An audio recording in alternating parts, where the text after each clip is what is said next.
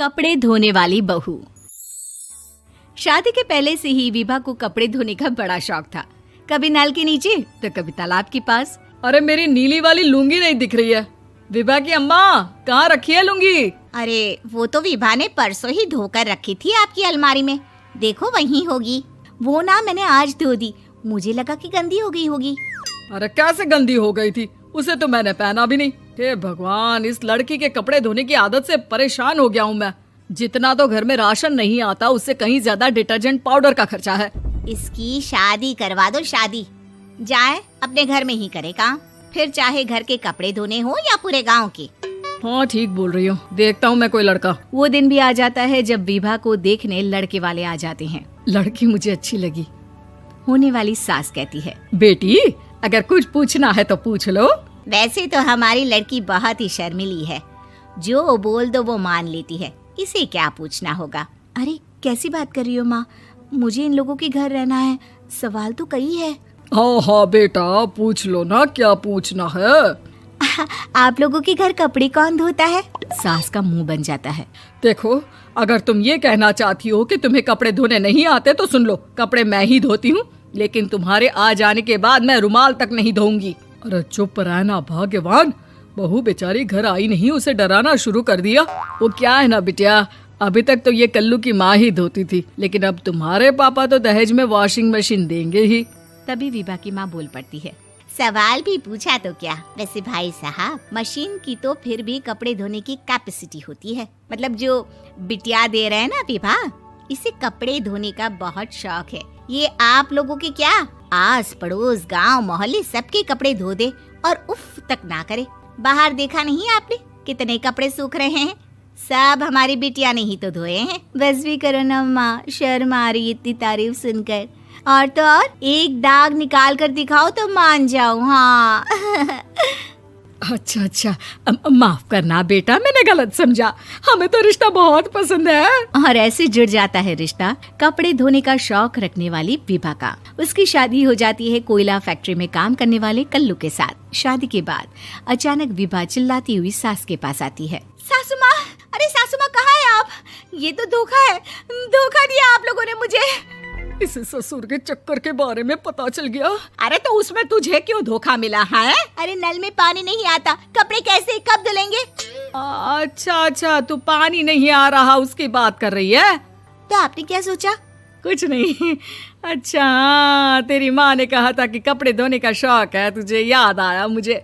शौक बोलकर कपड़े धोने वाले मेरे जुनून को कम ना आके सासू माँ, कपड़ा धोना मेरा गुरूर है। तभी पति भी वहाँ आ जाता है। अभी मैंने इसे सनी देओल की फिल्म दिखाई है, उसी के डायलॉग मार रही है माँ। अच्छा सुन, साफ साफ बता रही हूँ, पानी सुबह 4 से 6 और शाम को 10 से 12 आता है, समझी? विभा टाइमिंग सुनकर हैरान हो जाती है। ये क्या भूतों का मोहल्ला है? सुबह 4 बजे उठकर कौन कपड़े धोता है? 4 बजे टंकी में पानी जाता है, फिर सारा दिन धोना ना, किसने मना किया?